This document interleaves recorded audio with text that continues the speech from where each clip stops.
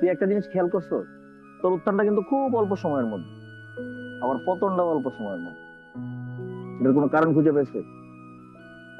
কাশেম ভাই, আমি অনেক খোঁজার চেষ্টা করছি কিন্তু আমি কোনো কারণ খুঁজে পাই নাই, কেন এরকম হইলো আমার সাথে। পাইবি না তো।